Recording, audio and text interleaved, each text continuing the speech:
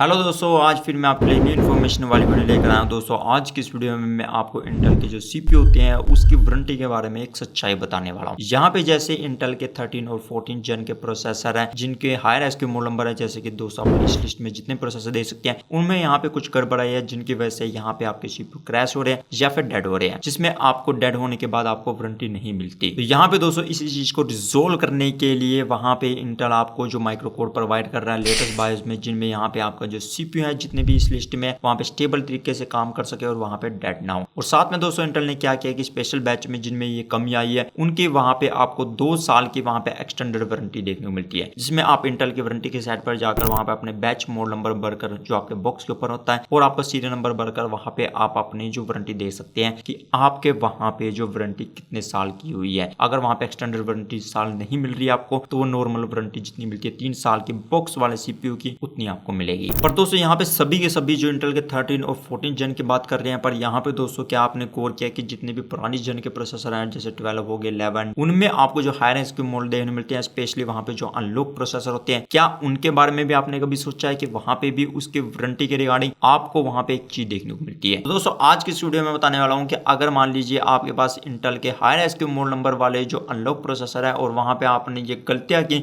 तो आपको वहां पे सीपीयू की वारंटी नहीं मिलेगी। तो दोस्तों ये सब चीज जानने के लिए आप मेरे साथ वीडियो में लास्ट तक बने रहिए। तो देर ना करते हुए शुरुआत करते हैं।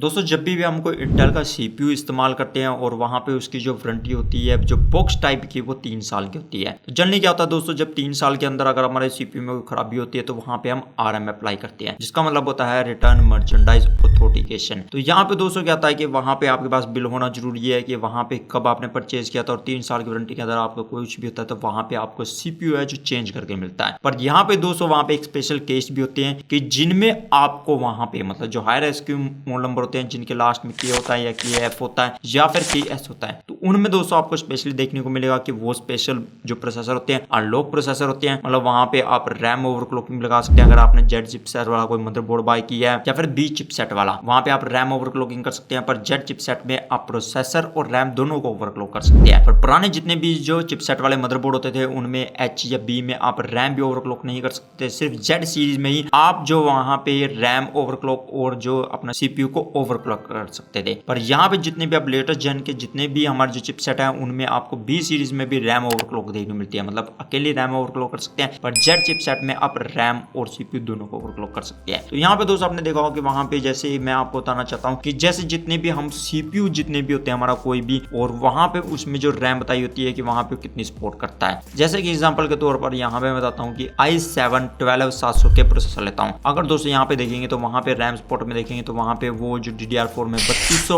और जो हमारे DDR5 में 4800 मेगाहर्ट्ज की रैम सपोर्ट करता है मैक्सिमम, मतलब मेगा ट्रांसफर पर सेकंड की। तो वहां पे दोस्तों आप उससे ऊपर की कोई भी रैम लगाएंगे तो वहां पे ओवरक्लॉक मानी जाती है। या फिर कहीं की जैसे आपने देखा होगा कहीं जो मदरबोर्ड है मतलब वहां पे आपके जैसे 6500 या उससे ऊपर की भी रैम DDR5 रैम सपोर्ट करते हैं। तो वहां पे दोस्तों मैं आपको बताना चाहता हूँ कि यहाँ पे उसके लिए जो इंटेल कहता है कि हमारी जो XMP वहां पे प्रोफाइल इनेबल कीजिए, जैसे 2.0 या 3.0 जो स्पेशली जो होती है 3.0 DDR5 के लिए होती है। यहाँ पे दोस्तों इंटेल खुद हमें बताता है कि जो XMP प्रोफाइल है या कहीं जिसमें एक्सट्रीम मेमोरी प्रोफाइल है वो कैसे इनेबल की जाती है और वहां पे आप मैक्सिमम जो रैम है मतलब ओवरक्लॉक कैसे कर सकते हैं। पर वहां पे दोस्तों आप नीचे आकर देखेंगे वहां पे वारंटी से रिलेटेड अगर आप देखेंगे तो वहां पे दोस्तों आपको स्पेशली एक नोट देखने को मिलेगा, जैसे कि दोस्तों आप इसमें देख सकते हैं। और यहाँ पे देखिए कि यहाँ पे एक क्वेश्चन पूछा गया है, does use of Intel extreme memory प्रोफाइड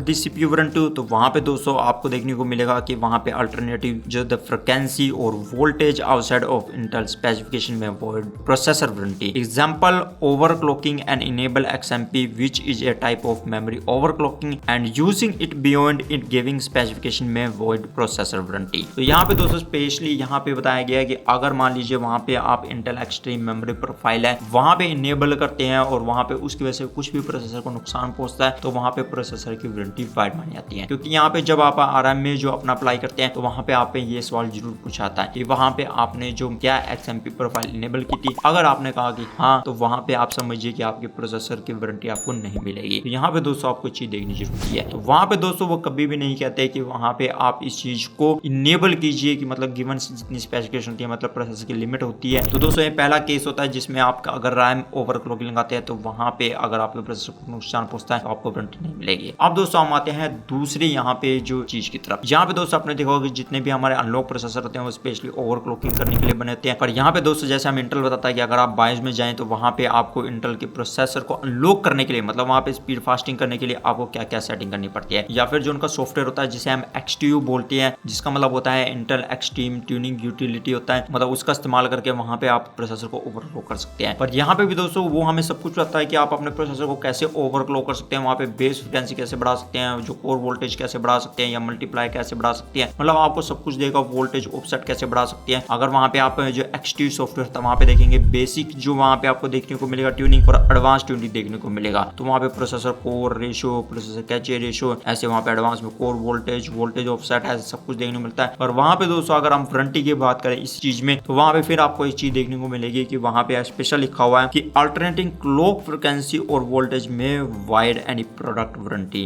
and reduce stability, security, performance and life of processor and other component. तो यहाँ पे आप दोस्तों देख सकते हैं कि वहां पे जो फिर दोबारा मतलब वहां पे इंटेल जो हमें ये तो कहता है कि अपने प्रोसेसर के अनलॉक प्रोसेसर हमें देता है, पर वहां पे उसको आप अनलॉक कैसे कर सकते हैं वो भी हमें बताता है। और वहां पे साथ में दोस्तों यहाँ पे एक स्पेशल नोट है कि वहां पे अगर इसके दौरान मतलब वहां पे अगर आपके वोल्टेज सही तरीके से वहां पे आपने नहीं सेट की या फिर मान लीजिए कुछ ज्यादा ही छेड़खानी की और जिसकी वजह से प्रोसेसर खराब होता है तो वहां पे फिर आपको प्रोसेसर की वारंटी नहीं मिलेगी। इस केस में भी दोस्तों अगर आप वहां पे RM अप्लाई करते हैं तो आपको दोस्तों वहां पे वारंटी नहीं मिलेगी, क्योंकि वहां पे उन्होंने पूछा कि यहाँ पे आपने क्या प्रोसेसर को ओवरक्लॉक किया था, आपने बोला हाँ, तो वहां पे फिर वो वारंटी वर्ड मानी जाएगी, चाहे आपका प्रोसेसर 3 साल की वारंटी के अंडर है तब भी यहाँ पे दोस्तों